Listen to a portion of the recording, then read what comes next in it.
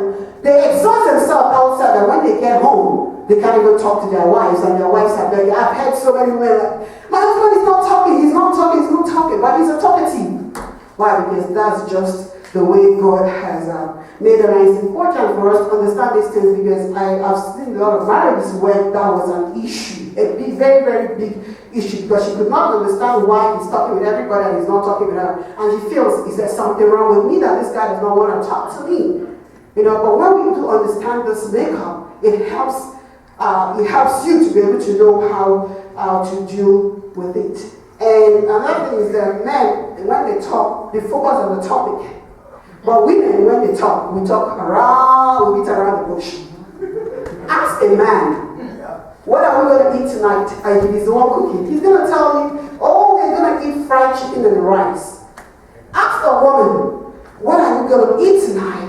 And she starts by telling you, I woke up this morning and I was thinking about what we're going to eat, and I thought about eating fish and rice, but I went to the store and the store was closed. I had to wait for an hour before they opened the store, and when they opened the store, I was looking for the fish department. When I got there, I found out there was, hello, I just asked you a simple question, what are we eating tonight? You would have just given me a straight answer, fried rice and chicken. But you have to tell me everything, how you got to. So that's just the makeup of a man and a woman. Another cause of communication breakdown is self-centeredness. Self-centeredness is, I want what I want, when I want it, and the way I want it. So it's all about me, myself, and I. Let's turn to the book of James chapter 4, verse 1 and 2. James chapter 4, verse 1 and 2. And I'm going to read it because of time. It says, what causes fight and quarrels among you? Don't they come from your desires that battle within you? You want something but don't get it. You kill and covet, but you cannot have what you want. You quarrel and you fight. So James is saying here that what causes strife and dissensions in marriages is because of our desires. What are these desires? These are the sinful desires for pleasure, for material things, for things I just want for myself. Just me, myself, and I'm selfish. I'm only thinking about myself alone. I'm not thinking about you. So these are the things that causes problem in marriage. And you can bear witness that if you really think about your spouse more than you think about yourself, half of the communication problems you have in marriage will be slaughtered into two. But oftentimes, no, 98% of the time we're selfish. The man is selfish, the woman is selfish, everybody's selfish, only thinking about themselves, how is the whole thing going to be benefiting themselves. But remember, the Bible says that true love is not selfish. True love, think about the other person more than he thinks about him or herself. If we learn to think about ourselves more than we think about the others, if we learn to think about our partner more than we think about ourselves, we will not be having a lot of problems in marriage. My partner should make me happy. He or she should change their ways, should stop working, should change their schedule, should quit their hobbies or whatever they do, all to make me happy. That's what a self-centered or a selfish attitude does. And it breaks down communication. Oftentimes, it drives the partners apart. Couples will wonder, why? What is it that is making us as all these little things? Poor childhood role models, which is not the fault of a lot of people. I mean, you do not choose the family you grew up in. If you happen to grow up in a family whereby the man is the dominant one and the woman is just a yes sir, whatever the man says, I will go. The man makes all the decisions. The man is the one that determines the financial status and how you spend money. Today, some men actually have to go to the store and buy the food. Why? Because they don't even want to give the woman the money. That's how much domineering they can be. And if you were born in such a family, the tendency, because you know that kids, they don't only learn from what their parents tell them, they learn from what they see their parents do. It's a natural thing. I mean, home is the first place of nurturing, where the kids are watching their parents and they are doing exactly what their parents do. I can remember I learned that really when I read that, but I experienced that in my house, whereby oftentimes we mothers, sometimes when our kids infuriate us, our voice goes up.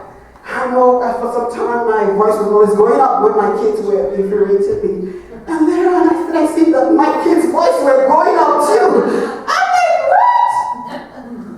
But I realized it started from me. My voice was going up, so they do what they see me do. So oftentimes when we grow up in a family whereby the man is a domineering person and the woman is not, when it's a man, when he marries, he's going to be a domineering man.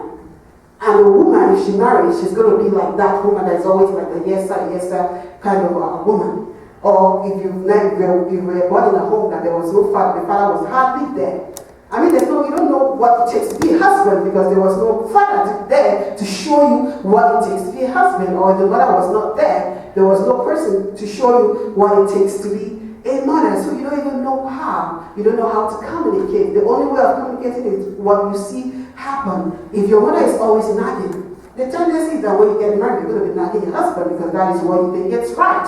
If your parents are always quarreling, the tendency is for you to always quarrel with your parent, which is part because you think that is the best way of communication. Past experiences, okay, I'm running up. Past experiences of failure to resolve conflict. If a baby poops, if you don't clean the baby's poo, what does the baby do? The baby is going to rub the poo all over the place. So it's either you clean that poo or it gets around. So also, if you don't resolve a problem, that problem is going to expand. It's going to come out in different places. Except you take care of it, nip it in the bud, it's going to keep coming up and it will expand. Past communication issues can hinder future attempts. And it's hard because there's this bitterness, there's this resentment. I mean, there's a problem because somebody was hurt. And if that person's heart was not acknowledged and dealt with, there's bound to be resentment, there's bound to be bitterness, and you cannot communicate with that person. The person might be talking, but inside their heart, even their non-verbal communication, the way they do things with you, you will notice that there's something wrong. Or when it gets to acknowledge there's a communication breakdown, we can't even self-deny. You have to always tell yourself the truth. That there's a problem. If there is a problem, tell yourself there is a problem. The last scripture I'm going to read is Hebrews chapter 12, verse 14 and 15. It says, make every effort to live in peace with all men and to be holy. Without holiness, no one will see the Lord. See to it that no one misses the grace of God and that no bitter roots grows up to cause trouble and defile many. In other words, if you do not solve the problem immediately, it's going to have roots that will be growing deep and deep. The problem is going to be, it's just going to be like a cancer that keeps expanding, keeps spreading. Why? Because initially when you notice the cancer, you did not cut off the tumor, you did not take care of it. It keeps growing and growing, and sometimes it might get out of hand. And that's why you hear people saying that they have irreconcilable differences. Why? Because when the differences were started, they refused. They just stretched all out the covered the carpet, and it keeps piling up and piling up. And one day, and the woman explodes or the man explodes and says, no more, I'm not doing it anymore, I'm done. And they come to a counselor, and the counselor is not a miracle worker. The counselor cannot do anything. Why? Because the problem was never solved, and it has reached. It only takes God to redeem such a situation. Do not blame your spouse and expect a change immediately. No. I mean, you just drive your partner away. You drive the man or the woman farther away from you. And waiting for your spouse to make the first move towards fixing a problem. Sometimes, especially with men, they can be quite egotistical. And they will not want to, even when they don't want to say I'm sorry, they don't want to make the first move. Also, women are like that too. They don't want to make the first move.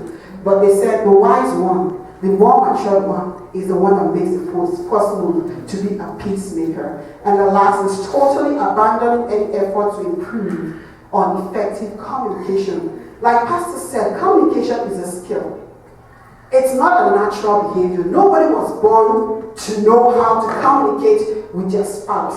I believe everybody that got married the first time, they are learning on the job. So that's why couples make mistakes, So it's a learned thing. And when you communicate, effective communication is done on purpose. Even when you don't feel like it, I'm going to communicate on purpose. So you learn it. And even when the person is, you feel like punching the person.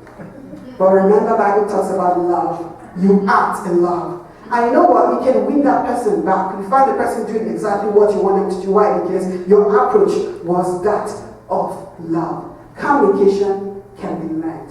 Hey, whether marriage relationship or any other relationship, if you want that relationship to be successful, you need to communicate well. And I think I'll welcome Pastor. God bless you.